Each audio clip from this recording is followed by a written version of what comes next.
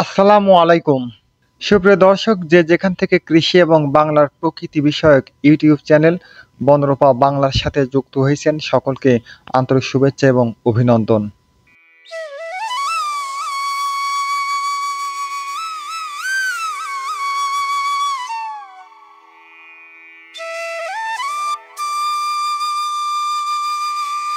মাত্র কয়েক বছর আগেও বাংলাদেশের প্রধান অর্থকরী ফসলের তালিকায় ছিল পাট। বর্তমানে নানাবিধ কারণে পাট চাষ বিলুপ্তির পথে। নতুন প্রজন্ম পাট চাষে তেমন আগ্রহ দেখাচ্ছে না।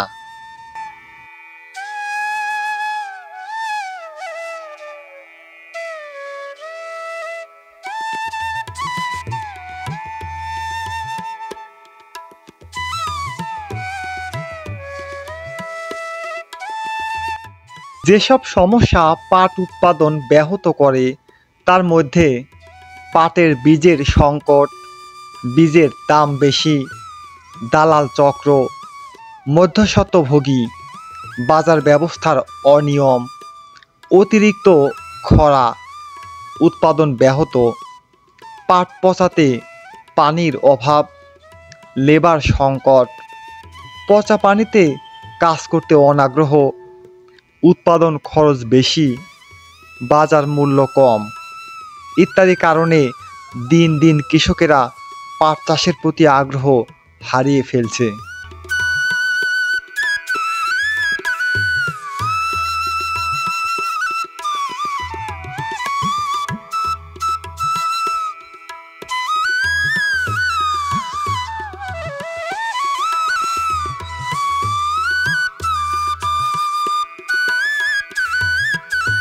সরকারি বেসরকারি পাটকলের স্বল্পতা, বাজার ব্যবস্থার অনিয়ম, আধুনিক যন্ত্রের অভাব পাট চাষ হ্রাসের অন্যতম প্রধান কারণ।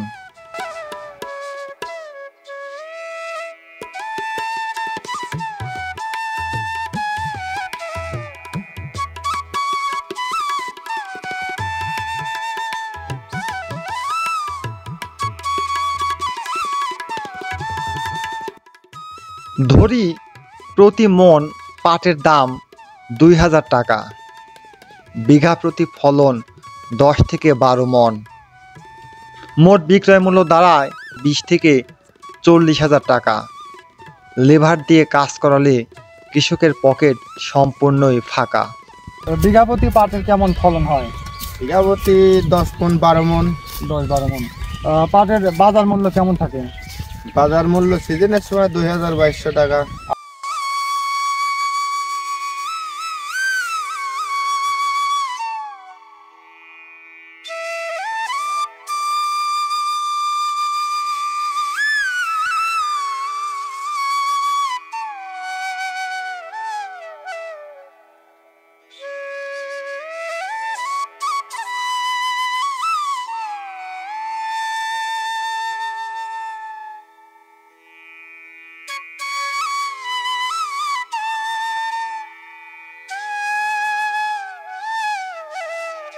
দর্শক, পাটের তেমন কোনো রোগবালাই নেই, খুব সহজেই চাষ করা যায়।